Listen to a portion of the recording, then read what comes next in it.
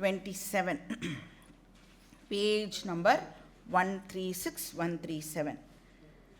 Yat karoshi yadashnasi yajjuhoshi dadasi yat yat tapasyasi kaunteya tat kurushva madarpanam. இப்போ suppose ஒருத்தர் நான் இந்த மாதிரி பத்திரம், புஷ்பம், பழம் அதை மாதிரிலாம் கொடுக்க முடியாத ஒரு நிலைமையில் இருக்கேன் அப்படின்னு சொல்கிறாருன்னு வச்சுக்கோங்க. அதாவது நான் இருக்கிற இடத்துல அந்த மாதிரியெல்லாம் என்னால் வழிபாடு பண்ண முடியாது. அந்த மாதிரி நிறைய ரெஸ்ட்ரிக்ஷன்ஸ் எல்லாம் எத்தனையோ பேருக்கெலாம் இருக்கும்ல.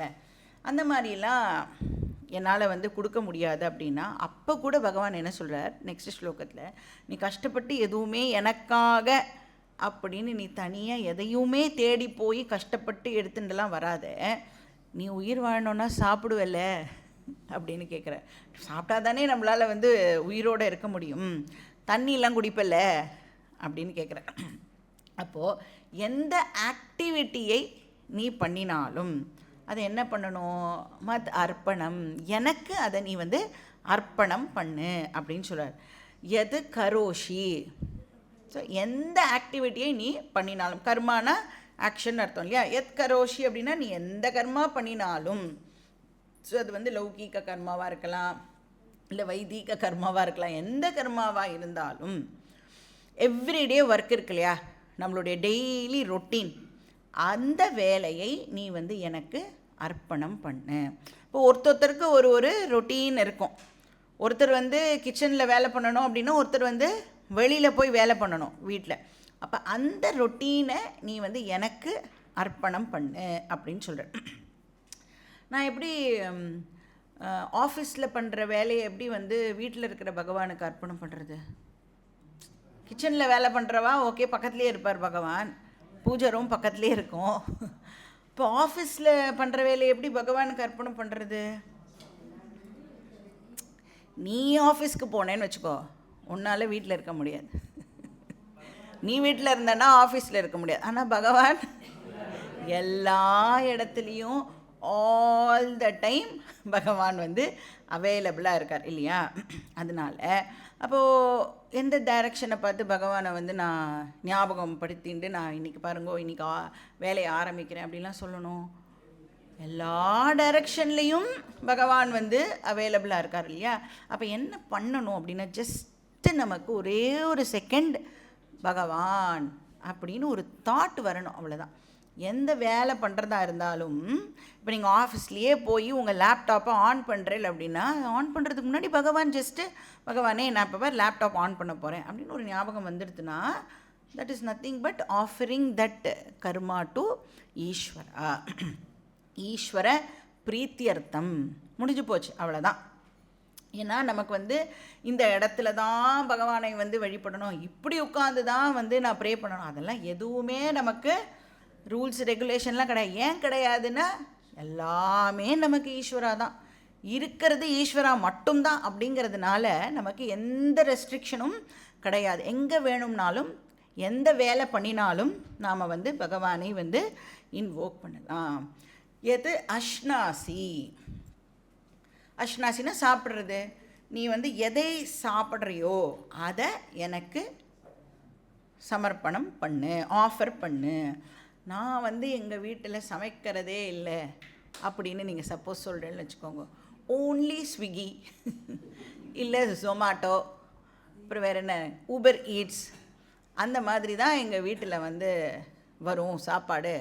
நாங்கள் கிச்சனுக்கு போய் சமைக்கிறதே இல்லை அப்படின்னா, பகவான் சொல்கிறார், எதுக்கு நீ ஜொமாட்டோவில் ஆர்டர் பண்ணுற? நீ சாப்பிட்றதுக்கு தானே பண்ணுற. அப்போ கண்டிப்பாக அதை தட்டிலெல்லாம் போட்டுண்டு சாப்பிட்றதுக்கு முன்னாடி ஜஸ்ட் என்ன ஒரே ஒரு வாட்டி நினச்சிக்கோ அப்படின்னு சொல்கிறேன். அப்போ அது எனக்கு அர்ப்பணம் பண்ணுற மாதிரி ஆயிடுறது. அகம் வைஸ்வா நரோ பூத்வா பிராணினாம் தேகம் ஆஸ்ரிதா. இப்போ பகவானை தேடிண்டு போக வேண்டிய அவசியமே இல்லை. பகவான் சொல்கிறார், நீ சாப்பிட்றியே அது ஆக்சுவலாக எனக்கு தான் போகிறது. ஏன்னா பகவான் சொல்கிறார், நான் உன்னோட வயத்தில் வைஸ்வானர அக்னியாக நான் வந்து இருக்கேன். நீ கொடுக்குற ஒன்றும் அந்த வைஸ்வானர அக்னிக்கு ஆகுதியாக தான் போகிறது. ஜஸ்ட்டு அதை ஆனால் ஞாபகம் மட்டும் படுத்திக்கோ, நான் வயத்தில் வைஸ்வானர அக்னியாக இருக்கேன் அப்படின்னு நீ ஞாபகப்படுத்திக்கோ அப்படின்னு சொல்கிறேன். ஜுஹோஷி, ஜுஹோஷி அப்படின்னு சொன்னால் வைதிக கர்மாலாம் பண்ணுவா இல்லையா, ரிச்சுவல்ஸ் எல்லாம் பண்ணுவா இல்லையா, அது நித்திய பூஜாவாக இருக்கலாம், இல்லை நித்திய பாராயணமாக இருக்கலாம், எந்த விஷயமாக இருந்தாலும் அப்போ என்ன நீ வந்து ஞாபகப்படுத்திக்கோ. ததாசி, ததாசினா கொடுக்கறது, தானம்லாம் கொடுப்போம் இல்லையா, சேரிட்டி அப்படின்னு சொல்கிறோமே. அப்போ நம்ம வந்து எங்கேயாவது ஏதாவது ஒரு கஷ்டம் அப்படின்னா நம்ம வந்து அவளுக்கு நம்மளால் முடிஞ்சதையெல்லாம் கொடுக்குறோம் இல்லையா, நம்மக்கிட்ட இருக்கிற துணிமணியை கொடுப்போம், இல்லைனா ஏதாவது மளிகை சாமான் கொடுப்போம். அந்த மாதிரிலாம் கொடுக்கும் பொழுது ஜஸ்ட் நீ வந்து என்ன ஒரு வாட்டி ஞாபகம் வச்சுட்டு கூட. இப்போது அந்த மாதிரி கொடுக்கணுங்கிற தாட்டே எதனால் நமக்கு வந்திருக்கோன்னா நம்மளோட புண்ணியம் வந்து அங்கே வர்க்காரதுனால தானே. அந்த புண்ணிய பலனை கொடுத்தது அது ஈஸ்வரா தானே. அப்போ அந்த ஈஸ்வராவை வந்து அதுக்கு ஜஸ்ட்டு ஒரு செகண்ட் முன்னாடி நாம் வந்து ஞாபகம் வச்சுக்கணும்.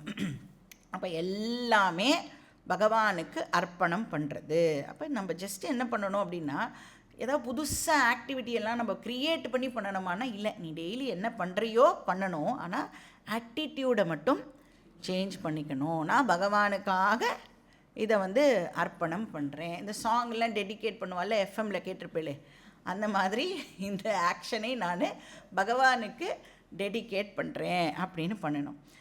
தபஸ்யசி, தபஸ் நம்ம வந்து தப்பி தவறி ஏதாவது தபஸ் அப்படின்னா என்ன அர்த்தம், இப்போ வந்து சாப்பிடாமல் இருக்கிறது எல்லாம் இருக்குல்ல, அதுக்கப்புறம் வந்து செப்பல் போடாமல் நடந்து போகிறது, அந்த மாதிரிலாம் சில பேர் வந்து ஏதாவது ஒரு கஷ்டமான ஒரு இதை எடுத்துப்பா. இல்லை டயட்டிங்கே எடுத்துக்கோங்களேன், டயட்டிங் என்ன, வெயிட்டை வந்து ரெடியூஸ் பண்ணணும், அதை கூட நீ எனக்கு அர்ப்பணம் பண்ணு அப்படின்னு சொல்கிற. அது மத் அர்ப்பணம் குரு, நீ வந்து எனக்கு டெடிகேட் பண்ணு. அப்போ இந்த டெடிகேட் பண்ணுறது அப்படிங்கிறது வந்து ஃபிசிக்கலாக பண்ணுற விஷயம் கிடையாது. இப்போ நான் சாப்பிட்றத டெடிகேட் பண்ணணுன்னா எப்படி ஃபிசிக்கலாக என்ன பண்ணுறது, அப்போ இது வந்து நம்மளுடைய மனசில் ஏற்பட வேண்டிய ஒரு சேஞ்ச், ஆட்டிடியூடினல் சேஞ்ச். நம்ம பாவனாவை நாம் வந்து மாற்றிக்கணும். அதை தான் வந்து பகவான் இந்த ஸ்லோகத்தில் சொல்கிறார். ஏன்னா இந்த மாதிரி நாம் வந்து நிஷ்காம பக்தி பண்ணும் பொழுது அதனுடைய ரிசல்ட்டாக நமக்கு என்ன கிடைக்கும் அப்படின்னா, இந்த ஆங்ஸைட்டி அப்படின்னு ஒன்று இருக்குல்ல, நாளைக்கு என்ன நடக்கும் அது எல்லாம் நம்மளை விட்டு போயிடும். அந்த நிஷ்காம பக்தனுக்கு அந்த ஆங்ஸைட்டி அப்படிங்கிறதே வந்து இருக்கவே இருக்காது. ஏன்னா யார் ஆங்ஷியஸாக இருப்பா அப்படின்னா, யார் வந்து என்னுடைய ஃப்யூச்சர் இப்படி தான் இருக்கணும் அப்படின்னு யார் கண்டிஷன் போடுறாளோ, எனக்கு வேணுங்கிற மாதிரியான வாழ்க்கை தான் எனக்கு அமையணும், எனக்கு பிடிக்காத எந்த நிகழ்வும் என்னோடய வாழ்க்கையில் நடந்துடக்கூடாது அப்படின்னு யார் வந்து கண்டிஷன் போடுறாளோ அவளுக்கு தான் இந்த ஆங்ஸைட்டி ஆனது இருக்கும். பட் நிஷ்காம பக்தன் எல்லாத்தையுமே பகவானுக்கு ஆஃபர் பண்ணி பண்ணுறதுனால வர ரிசல்ட் எப்படி எடுத்துப்பான், ஈஸ்வர பிரசாதமாகவே அவன் வந்து அதை எடுத்துப்பான். அதனால் அவனுக்கு ஃப்யூச்சரை பற்றின பயம் அப்படிங்கிறதே வந்து இருக்காது. ஸோ ஈஸ்வர பிரசாதமாக அவன் எடுத்துக்கிறதுனால நிஷ்காம பக்தன் வந்து ரிலேட்டிவ்லி ஃப்ரீயாக இருப்பான். அவனோட மைண்டு எப்படி இருக்கும் அப்படின்னா ரிலாக்ஸ்டாக இருக்கும். இந்த ஈஸ்வர அர்ப்பணம், ஈஸ்வர பிரசாதம், இது எங்கே கேட்டிருக்கோம், நம்ம ஏற்கனவே எங்கே கேட்டிருக்கோமா, செகண்ட் சாப்டர்லேயும் தேர்டு சாப்டர்லேயும் வந்து கர்மயோகம் அப்படிங்கிற டாப்பிக்கு கீழே நாம் வந்து இதை பார்த்துருக்கோம். யோகஸ்த குரு கர்மாணி சங்கம் தியக்த்வா தனஞ்சய மயி சர்வாணி கர்மாணி சந்நியஸ்யாத்யாத்ம சேதசா நிராஷீர் நிர்மமோ பூத்வா யுத்யஸ்வ விகத ஜ்வரஹா. அப்போ கர்மயோகம் அப்படிங்கிறதும் ஈஸ்வரார்ப்பணம், அதாவது நான் பண்ணுறத ஈஸ்வராக்கு அர்ப்பணம் பண்ணணும், அப்புறம் வர ரிசல்ட்டை வந்து பிரசாதமாக எடுத்துக்கணும். இங்கே நிஷ்காம பக்தி அப்படிங்கிறதும் ஈஸ்வர அர்ப்பணம், ஈஸ்வர பிரசாதம். அப்படின்னா என்ன அர்த்தம்? இந்த ரைட் ஹேண்ட் சைடு வந்து ஒன்றா இருக்குது, லெஃப்ட் ஹேண்ட் சைடில் மட்டும் வேறு வேறு வார்த்தை இருக்குது. கர்மயோகம் இஸ் ஈக்குவல் டு ஈஸ்வரார்ப்பணம் ப்ளஸ் ஈஸ்வர பிரசாதம். நிஷ்காம பக்தி இஸ் ஈக்குவல் டு ஈஸ்வரார்ப்பணம் ஈஸ்வர பிரசாதம். அப்படின்னா என்ன இதுலேன்னு கன்க்ளூட் பண்ணலாம்? கர்மயோகம் இஸ் ஈக்குவல் டு நிஷ்காம பக்தி. அவ்வளோதான். கர்மயோகமே நிஷ்காம பக்தி அப்படின்னு இங்கே பகவான் வந்து சொல்கிறார். அப்போ எதுக்கு 2 பேர்? ரெண்டும் ஒன்று தான் அப்படின்னா எதுக்கு வேறு வேறு பேர்? ஒன்று வந்து ஆக்ஷனுடைய ஸ்டாண்டு பாயிண்ட்லேருந்து அதை கர்மயோகம் அப்படின்னு சொல்கிறோம். ஆட்டிடியூடோட ஸ்டாண்டு பாயிண்ட்லேருந்து நிஷ்காம பக்தி அப்படின்னு சொல்கிறோம். சாதனா திருஷ்டியா கர்மயோகா, பாவனா திருஷ்டியா நிஷ்காம பக்தி. இந்த ஆட்டிடியூடோடு பண்ணுறேன் அப்படின்னு கேட்டால் நான் நிஷ்காமமாக பண்ணுறேன் அப்படின்னு சொல்லுவோம். என்ன ஆக்ஷன் பண்ணுறேன்? கர்மயோகமாக நான் அதை பண்ணுறேன். ஸோ ரெண்டுமே வந்து ஒன்று தான். ஸோ எல்லா இடத்துலையும் ஈஸ்வரா இருக்கிறதுனால எந்த ஆக்ஷனை வேணும்னாலும் நாம் பகவானுக்கு அர்ப்பணம் பண்ணலாம். இப்போ யாராவது வந்து உங்ககிட்ட ஈஸ்வரா எங்கே இருக்கார் அப்படின்னு கேட்டால் என்ன பதில் சொல்வேன் நீங்கள்?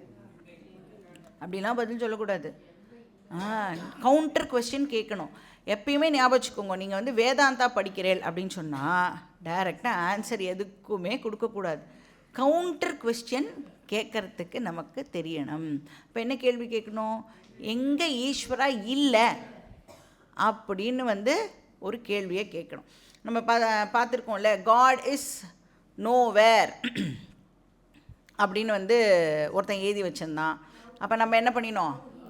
God is now here. அவ்வளோதான். அந்த டபிள்யூவை வந்து தூக்கி ஓக்கு பக்கத்தில் போட்டுட்டோம் அப்படின்னா நவ் ஹியர் அப்படின்னா என்ன அர்த்தம்? இங்கே இப்போ அவைலபிள்.